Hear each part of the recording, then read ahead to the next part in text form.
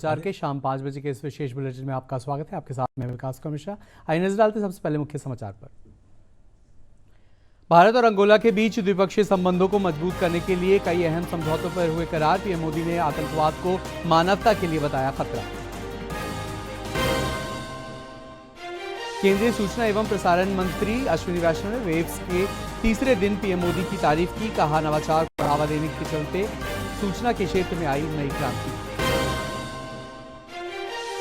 केंद्रीय मंत्री ललन सिंह ने जातीय जनगणना को बताया मोदी सरकार का ऐतिहासिक फैसला। रविशंकर प्रसाद ने विपक्षी पार्टियों पर लगाया जातीय जनगणना नहीं कराने का आरोप। पटना के मिलर हाई स्कूल में राजद की अति पिछड़ा रैली। तेजस्वी यादव ने लोगों से बिहार में नई सरकार बनाने की अपील की।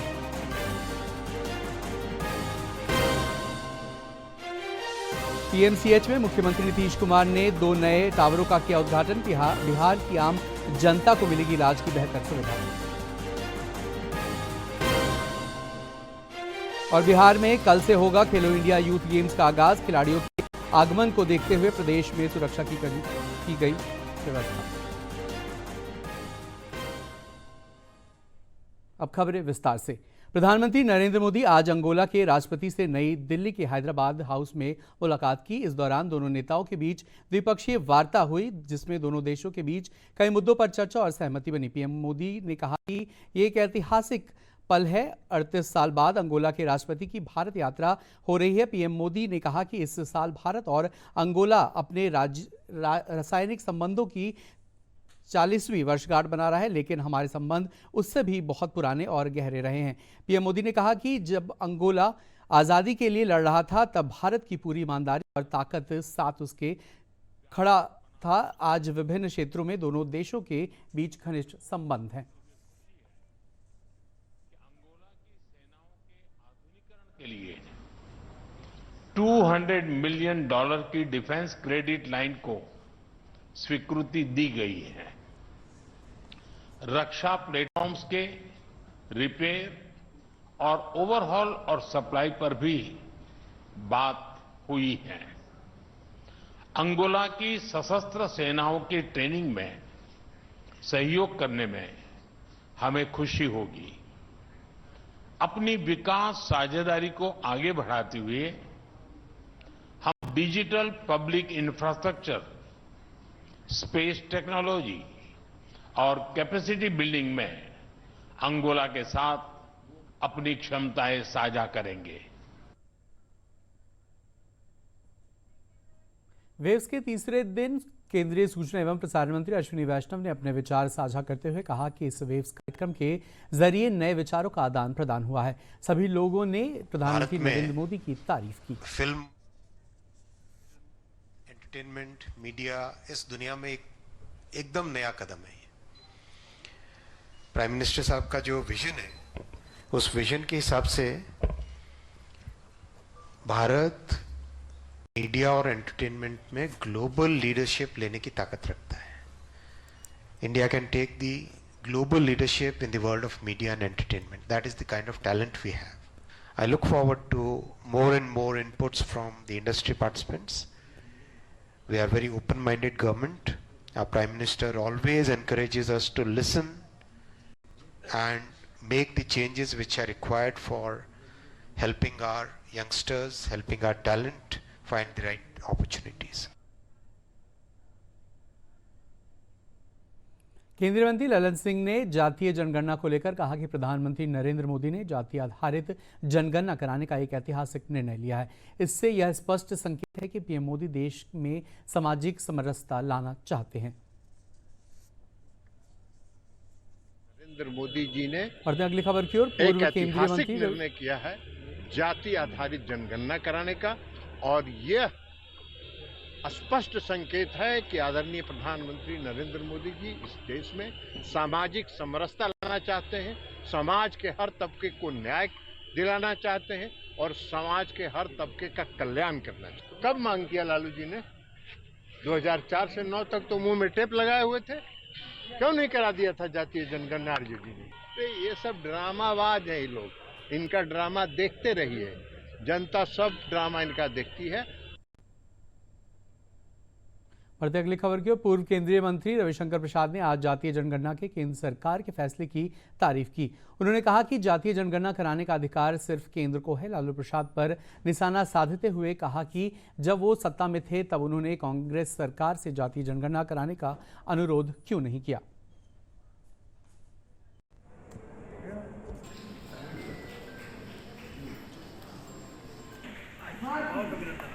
चित्रंजन लाल भारती जी जातीय जनगणना कराने का अधिकार सिर्फ और सिर्फ केंद्र सरकार को है। संविधान की यही व्यवस्था है। प्रदेश सरकारें सर्वे करा सकती हैं। लालू प्रसाद जी 6 साल मंत्री थे ना मनमोहन सिंह की सरकार में, क्यों नहीं करवाया? बड़े मंत्री थे, उनके ऊपर आश्रित थी उनकी सरकार, कमिटमेंट नहीं था। और बड़ा सवाल पूछूंगा, लालू प्रसाद की पार्टी में क्या उनके परिवार से इतर कोई व्यक्ति नेता बन सकता है? अखिलेश यादव की पार्टी में, राहुल गांधी की पार्टी में? तो मतलब उनका सामाजिक न्याय है, पारिवारिक न्याय। जो मोदी ने सेंसस किया है वो प्रामाणिक सामाजिक न्याय है, गरीबों के लिए, कुछ पिछड़ों के लिए। पटना में राजद की अति पिछड़ा रैली को संबोधित करते हुए तेजस्वी प्रसाद यादव ने कहा कि बिहार में नई सरकार बनाई है। उन्होंने आम जनता के साथ ही अति पिछड़ा वर्ग के लोगों से सरकार बनाने के लिए एक मौका दिए जाने की मांग की। उन्होंने कहा कि हमें एक मौका दीजिए, अपराध और भ्रष्टाचार करने वालों को जेल भेजा जाएगा। मैं आमंत्रित करता हूं अपने नेता आदरणीय तेजस्वी प्रसाद यादव जी को सम्मानपूर्वक। सबसे ज्यादा गरीबी अति पिछड़ा में है कि नहीं है? कितने बेरोजगार लोग अगर हाथ उठाइए। बेरोजगारी है कि नहीं सबसे ज्यादा अति पिछड़ों में? क्या सबसे ज्यादा पलायन अति पिछड़ा कर रहा है कि नहीं कर रहा पूरे बिहार में? रोजी रोटी के लिए दूसरा प्रदेश जा रहा है। और ये बताइए, नीतीश जी के राज में, ये भाजपा के राज में थाना चले जाइए, ब्लॉक चले जाइए, बिना चढ़ावा देवे कोनो काम होता है? ग्रामीण विकास मंत्री श्रवण कुमार ने नेता प्रतिपक्ष तेजस्वी यादव के बयान पर प्रतिक्रिया देते हुए कहा कि बिहार में न तो तेजस्वी यादव की सरकार बनेगी और न ही बिहार में शराबबंदी कानून में कोई संशोधन होने जा रहा है। नालंदा में पत्रकार सम्मेलन को संबोधित करते हुए उन्होंने कहा कि शराबबंदी से बिहार की आधी आबादी, महिलाएं और गरीबों में खुशहाली आई है। गरीबों को बड़ा भारी लाभ हुआ है। और मैं बता दूं कि शराबबंदी के बाद 11% दूध की बिक्री बिहार में बढ़ी है। यहाँ 16% मिठाई की बिक्री बढ़ी है बिहार में। 19% सिलाई मशीन की बिक्री बढ़ी है, जो गाँव के हमारी महिलाएं सिलाई का, कटाई का काम करती है। यहाँ पर 44% रेडीमेड कपड़े की बिक्री बढ़ी है। और यहाँ पर 12% महिला हिंसा में कमी आई है। और 55% रोड एक्सीडेंट की घटनाओं में कमी आई है। तो ये परिवर्तन है। जो 300 रुपया कमाता था, अब उसके घर में दूध जा रहा है। और शराबबंदी के पहले ये 300 में उसका 250 रुपया बाजार में रह जाता था। 50 रुपया में 2 टाइम का भोजन भी नहीं चलता था। तो राज्य के गरीबों को जो अच्छा हुआ, भला हुआ, और गरीब हमारे आज बहुत खुश है, प्रसन्न है। पीएमसीएच के 2 नए टावरों का आज मुख्यमंत्री नीतीश कुमार ने उद्घाटन किया। इसके साथ ही बिहार के सबसे बड़े अस्पताल पीएमसीएच में अब इलाज की और बेहतर सुविधा मरीजों को मुहैया करा दी गई है। पेश है एक रिपोर्ट। बिहार को मिली बड़ी सौगात। पीएमसीएच के नए भवन में इलाज की हुई शुरुआत। 2 टावरों में शुरू हुई सेवाएं। पटना मेडिकल कॉलेज और अस्पताल के नए भवन में शनिवार से स्वास्थ्य सेवाओं की शुरुआत हो गई। इस नए भवन में कुल 1050 बेड की सुविधा है, जो राज्य के स्वास्थ्य क्षेत्र में एक नया कीर्तिमान स्थापित करेगा। मुख्यमंत्री नीतीश कुमार ने इसका उद्घाटन किया। पहले फेज में निर्मित दोनों टावरों में बेहतर इलाज के लिए अत्याधुनिक सुविधाएं और आधुनिक उपकरणों से सुसज्जित वार्ड तैयार किए गए हैं। पीएमसीएच के नए टावर में कुल 65 automated ICU bed, 44 post ICU bed, 10 deluxe कमरे, 100 प्राइवेट रूम और 2 स्वीट रूम बनाए गए हैं। इन सुविधाओं से गंभीर मरीजों को बेहतर इलाज मिल पाएगा। इसके अलावा दोनों टावरों में 10 ओपीडी और इमरजेंसी वार्ड बनाए गए हैं। यहाँ मरीजों को तुरंत चिकित्सा सेवा मिल सकेगी। 160 करोड़ रुपए की लागत से इन दोनों टावरों में अत्याधुनिक चिकित्सा उपकरण लगाए गए हैं। पीएमसीएच के विस्तार से न सिर्फ पटना बल्कि पूरे बिहार के लाखों मरीजों को इसका फायदा मिलेगा। ग्रामीण क्षेत्रों से आने वाले मरीजों को बेहतर इलाज के लिए बाहर जाने की जरूरत नहीं पड़ेगी। अरविंद कुमार वर्मा के साथ ब्यूरो रिपोर्ट, दूरदर्शन समाचार, पटना। समाचारों का सिलसिला जारी रहेगा, लेकिन यहाँ रुके एक छोटी सी अंतराल के लिए, जल्द लौटेंगे।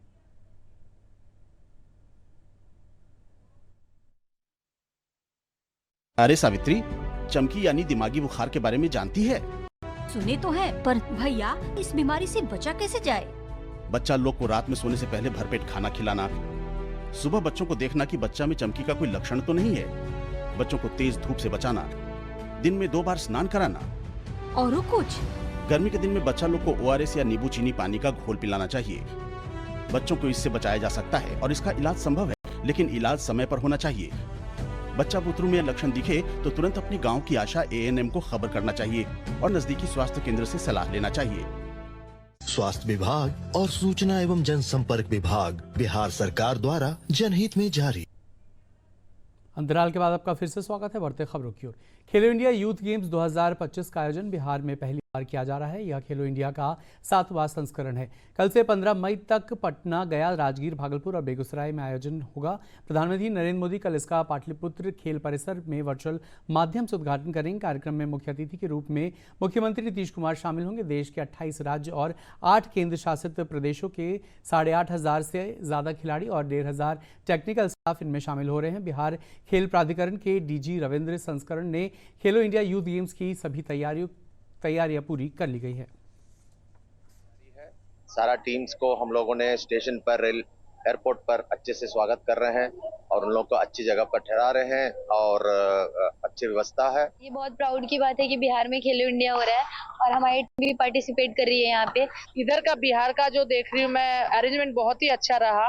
रहने का, खाने का अच्छा बंदोबस्त किया और इंडोर भी अच्छा अरेंजमेंट किया है। भागलपुर के सैंडिस कंपाउंड में कल से शुरू होने जा रहे खेलो इंडिया यूथ गेम्स के शुभारंभ को लेकर जिलाधिकारी नवल किशोर चौधरी ने प्रेस कॉन्फ्रेंस करते हुए कहा कि भागलपुर में यूथ गेम्स की शुरुआत हो रही है। ये भागलपुर के लिए गौरव की बात है। यहाँ पर 8 मई से 14 मई के बीच बैडमिंटन प्रतियोगिता का आयोजन होना है। इसके लिए खास इंतजाम किए गए हैं। वहीं आम जनता में भी यूथ गेम्स को लेकर उत्साह नजर आ रहा है। राज्यों से आ रहे हैं, उनकी टीम आ रही है, जजेस आ रहे हैं। पूर्ववासियों के मैं हम बहुत भाग का तकदीर मानिए, जो मानिए, बहुत तेज मानिए। भगवान का कृपा ही होता है कि देखिए उसके घर में आकर के खेलो इंडिया कभी कोई बच्चा पहले देखा भी नहीं था, लेकिन ये इतना विकास हुआ। यूथ यही है ना, अच्छे लोगों के लिए भविष्य होता है। बच्चों का भाग चमकेगा, यहाँ से आगे गार्जियन लोग उसको सपोर्ट करेंगे, सपोर्ट करके बहुत आगे तक उसको ले जाएंगे। इतना ही नहीं होगा, उससे बहुत सारे लोगों को एक जगह से दूसरी जगह जाएगा। और पहली बार 4 डिस्ट्रिक्ट आ रहा है यहाँ पे, ये आपको भी पता होगा। भागलपुर में वो 4 डिस्ट्रिक्ट यहाँ से खेल के जाएंगे, फिर यहाँ से दूसरे डिस्ट्रिक्ट में जाके खेलेंगे। तो ये हमारे सौभाग्य की बात है, हमारे भागलपुर के सौभाग्य की सबसे बड़ी बात है। 4 मई 2025 से खेलो इंडिया यूथ गेम्स का आगाज होने वाला है, जिसके लिए तैयारियां अंतिम चरण में है। देखिए खास रिपोर्ट। बिहार को पहली बार खेलो इंडिया यूथ गेम्स की मेजबानी मिली है। खेल के रंग बिहार के संग, इसी थीम लाइन के साथ बिहार में पहली बार खेलों का महाकुंभ आयोजित हो रहा है। इसमें 28 खेलों के लिए देश भर के 8,500 खिलाड़ी हिस्सा लेंगे। पटना के पाटलिपुत्र परिसर में 4 मई को उद्घाटन प्रधानमंत्री करेंगे। इसको लेकर तैयारियां पुरजोर तरीके से की जा रही है। पाटलिपुत्र स्पोर्ट्स कॉम्प्लेक्स को सजाया जा रहा है। इसके लिए एक स्पेशल थीम सॉन्ग भी रिलीज किया गया है। खेलो इंडिया यूथ गेम्स 2025 में खेलों का आयोजन पटना के अलग अलग जगहों पर होगा। पाटलिपुत्र स्पोर्ट्स कॉम्प्लेक्स में athletics, rugby, 7 and side, volleyball, basketball और सेपक टाकरा जैसे खेलों की प्रतियोगिताएं आयोजित की जाएंगी। वहीं BMP-5 इंडोर हॉल में ई-स्पोर्ट्स, रेसलिंग और जूडो का आयोजन किया जाएगा। पटेल स्पोर्ट्स कॉम्प्लेक्स रेलवे में बॉक्सिंग और टेबल टेनिस के मुकाबले होंगे, जबकि IS भवन में टेनिस का आयोजन किया जाएगा। इसके साथ ही पटना के JP गंगा पथ यानी मरीन ड्राइव पर साइकिलिंग प्रतियोगिता आयोजित होगी। सिर्फ पटना ही नहीं बल्कि गया, राजगीर, भागलपुर और बेगूसराय में भी खेलों का आयोजन होगा। लेवल पे जो बच्चे खेलना चाहते हैं उनको भी सही प्रशिक्षण मिलेगी, सही इंफ्रास्ट्रक्चर मिलेगा, और जो खेल के प्रेमी हैं यानी कि जो रिक्रिएशनली खेल खेलते हैं उनको भी बढ़ावा मिलेगा। तो सरकार और समाज का समन्वय यदि खेल में देखना है तो मुझे लगता है कि आज एक बिहार एक सही पथ पर है और एक अच्छा उदाहरण पेश कर रहा है। बेगूसराय में फुटबॉल, भागलपुर में बैडमिंटन के मैच प्रस्तावित हैं। गया जिला प्रशासन के अनुसार सबसे अधिक खेलों की मेजबानी राजगीर खेल अकादमी में प्रस्तावित है। निशानेबाजी की प्रतियोगिता का आयोजन दिल्ली के doctor Karan Singh shooting range में 5 से 10 मई तक किया जाएगा। साथ ही जिम्नास्टिक प्रतियोगिता का आयोजन भी दिल्ली के इंदिरा गांधी स्पोर्ट्स कॉम्प्लेक्स में किया जाएगा। हम यही कहना चाहेंगे कि खेलो इंडिया का गठन करके आदरणीय प्रधानमंत्री जी ने नारा दिया, मेडल लाओ नौकरी पाओ। पूरे देश के अंदर काफ़ी उत्साह है, खिलाड़ियों में उत्साह है, खेल प्रेमियों में उत्साह है, और बिहार सरकार के मुखिया आदरणीय श्री नीतीश कुमार जी भी नरेंद्र मोदी जी की तरह ही उन्होंने मेडल लाओ नौकरी पाओ का नारा दिया, और बिहार के अंदर खेल को गांव तक कैसे पहुंचाया जाए इसके लिए बिहार सरकार पूरी तैयारी में है। बिहार के सभी गांवों में, सभी पंचायत के अंदर खेल का प्रचार प्रसार काफ़ी जोरों पर है। राष्ट्रीय स्पोर्ट्स इवेंट के आयोजन को लेकर पाटलिपुत्र स्पोर्ट्स कॉम्प्लेक्स की रौनक बढ़ी हुई है। यहाँ एक central command and control centre की स्थापना की गई है। यह सेंटर 17 मई तक 24 घंटे काम करेगा और यहाँ पर सभी विभागों के नोडल अधिकारी, state liaisoning officer, volunteer, media, बिजली, ट्रांसपोर्ट, चिकित्सा, आवासन, भोजन सहित सभी चीजों की मॉनिटरिंग की जाएगी। इस कमांड सेंटर से सभी व्यवस्थाओं की निगरानी की जाएगी ताकि किसी भी प्रकार की समस्या का समाधान तुरंत किया जा सके। पिछले 1 दशक में बिहार की छवि काफी तेजी से बदली है। सीएम नीतीश कुमार और केंद्र सरकार के प्रयासों के कारण राज्य में उद्योग से लेकर पर्यटन तक के क्षेत्र में बड़ा विकास हुआ है। वहीं खेल के विकास को लेकर भी सरकार गंभीर है। इसी दिशा में राजगीर में स्पोर्ट्स एकेडमी की स्थापना भी की गई है। इसके बाद बिहार में पहली बार एशियन विमेन हॉकी और सेपक टाकरा वर्ल्ड कप का आयोजन किया गया है। इससे युवा खेल के प्रति भी आकर्षित हो रहे हैं और इसे एक करियर के रूप में देख रहे हैं। ब्यूरो रिपोर्ट, दूरदर्शन समाचार, पटना।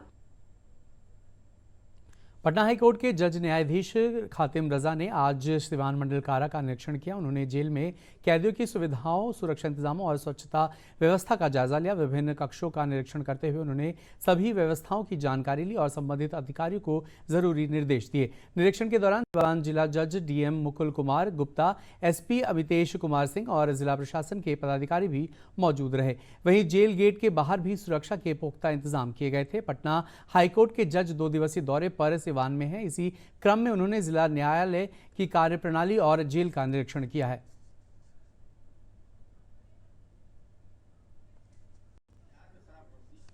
कैमूर जिले के व्यवहार न्यायालय के उत्पाद कोर्ट प्रथम के विशेष न्यायाधीश अनिल कुमार ठाकुर ने जहरीली शराब से 2 लोगों की ही मौत मामले के मुख्य आरोपी मुन्ना मुसहर को उम्र कैद की सजा सुनाई है। इसके साथ ही 5 लाख रुपए का दंड भी लगाया है। दंड की राशि नहीं देने पर 6 महीने की अतिरिक्त सजा भुगतनी होगी। साल 2021 में मुन्ना मुसहर द्वारा जहरीली शराब पिलाए जाने में से भभुआ थाना क्षेत्र के कुड़ासन गांव में लालमोहर बिंद और राम के सी कहार की मौत हो गई थी। उपस्थापन कराकर और हम लोगों ने ट्रायल को कंक्लूड कराया, जिसके तहत मुन्ना मुसहर को मैं आजीवन कारावास, इतने फाइन हुआ है और अन्य जो लोग भी अभी इसमें से बरी हुए हैं उसके लिए भी माननीय उच्च न्यायालय पटना में अपील फाइल करूंगा। सरकार से? हम चाहते हैं कि हमारे बाल बच्चा के पढ़ने के लिए, पोसने के लिए, पढ़ाने लिखाने के लिए मुआवजा मिले। समाचारों का सिलसिला जारी रहेगा, लेकिन यहाँ रुकेंगे छोटे से अंतराल के लिए।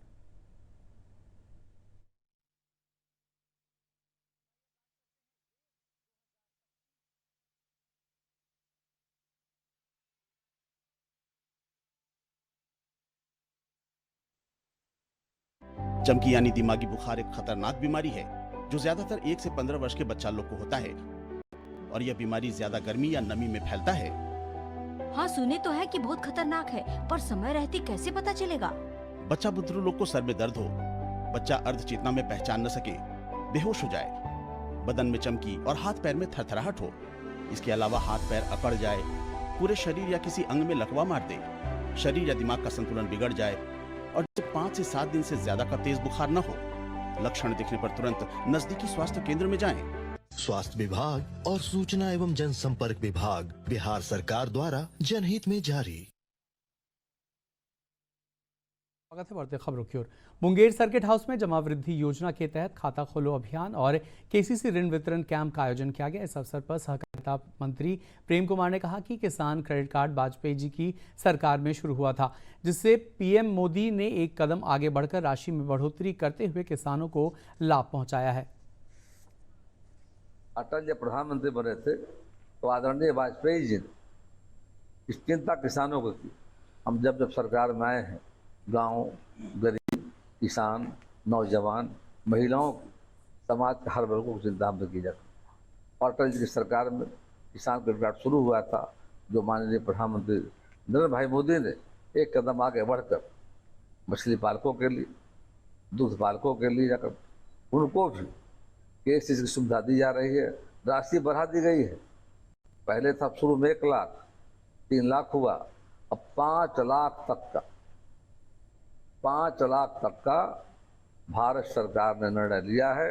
बैंकों के माध्यम से राज्य के किसानों को खेती बाड़ी करने के लिए, गौ पालन के लिए, मछली पालन के लिए 5 लाख का बिना गारंटर का और 7% का सालाना इंटरेस्ट में 3% का छूट है। रोहतास जिले के 2 युवा किसान बंजर और बलुआही जमीन पर तरबूज और खरबूज की खेती से अच्छी कमाई कर रहे हैं। ये दोनों बाकी युवाओं को राह दिखा रहे हैं। देखिए खास रिपोर्ट। पीएम मोदी की अगुवाई वाली सरकार खेती को फायदे का सौदा बनाने के लिए काम कर रही है। किसानों की आमदनी बढ़ाने की बात पीएम खुद कई मंचों से कह चुके हैं। प्रदेश स्तर पर भी कई योजनाएं चल रही हैं। सरकार की योजनाओं की वजह से खेती में युवाओं का रुझान बढ़ा है। तकनीक का सहारा लेकर युवा खेती किसानी में नए प्रयोग कर रहे हैं।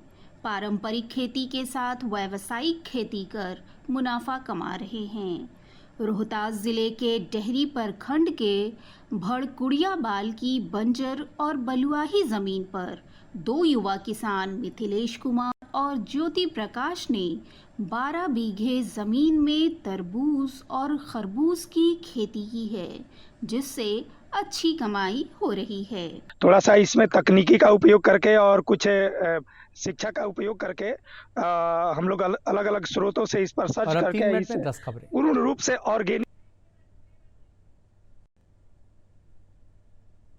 पश्चिम चंपारण में पशुपालन मंत्री रेणु देवी ने एनडीए नेताओं के साथ जनगणना को लेकर बैठक की। रेणु देवी ने कहा, विपक्षी पार्टियां हमेशा से जातीय जनगणना के खिलाफ रही हैं।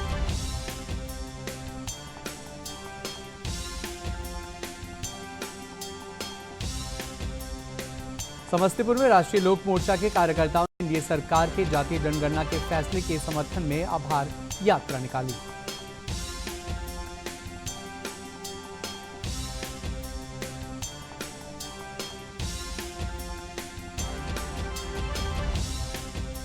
मुंगेर सर्किट हाउस में जमा वृद्धि योजना के तहत खाता खोलो अभियान और केसीसी ऋण वितरण कैंप का आयोजन किया गया।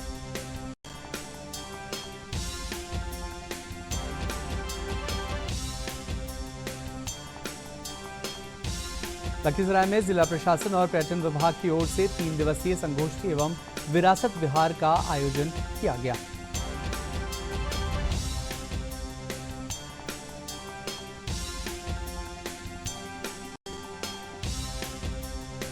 राज्य सरकार पूरे प्रदेश में एक यातायात नेटवर्क को बेहतर बनाने में जुट गई है। इसके तहत प्रखंड से राजधानी तक यातायात नेटवर्क बनेगा।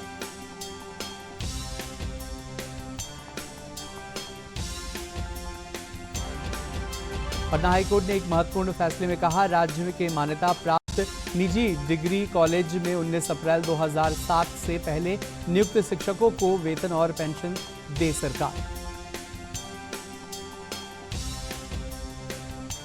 4 मई को होने वाले नीट यूजी परीक्षा के लिए गाइडलाइन जारी। त्रिस्तरीय होगी निगरानी, जिला, राज्य और केंद्र के स्तर पर की जाएगी निगरानी।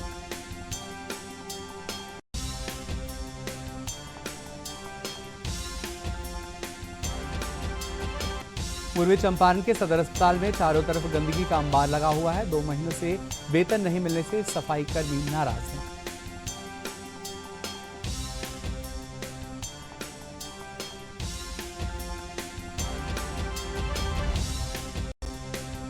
केदारनाथ मंदिर के कपाट आज वैदिक मंत्रोच्चारण और पूजा अर्चना के साथ श्रद्धालुओं के लिए खोल दिया गया है।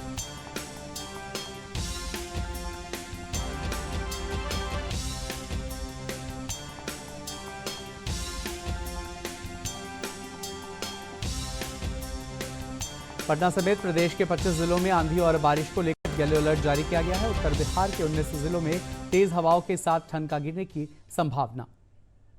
और अब अंत में मुख्य समाचार एक बार फिर। भारत और अंगोला के बीच द्विपक्षीय संबंधों को मजबूत करने के लिए कई अहम समझौतों पर हुआ करार। पीएम मोदी ने आतंकवाद को मानवता के लिए बताया खतरा। केंद्रीय सूचना एवं प्रसारण मंत्री अश्विनी वैष्णव ने वेव्स के तीसरे दिन पीएम मोदी की तारीफ की। कहा, नवाचार को बढ़ावा देने के चलते सूचना के क्षेत्र में आई नई क्रांति। केंद्रीय मंत्री ललन सिंह ने जातीय जनगणना को बताया मोदी सरकार का ऐतिहासिक फैसला। रविशंकर प्रसाद ने विपक्षी पार्टियों पर लगाया जातीय जनगणना नहीं कराने का आरोप। पटना के मिलर हाई स्कूल में राजद की अति पिछड़ा रैली। तेजस्वी यादव ने लोगों से बिहार में नई सरकार बनाने की अपील की।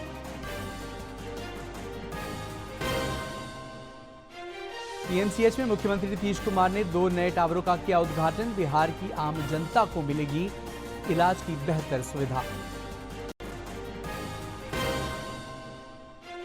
और बिहार में कल से होगा खेलो इंडिया यूथ गेम्स का आगाज। खिलाड़ियों के आगमन को देखते हुए प्रदेश में सुरक्षा कड़ी की गई।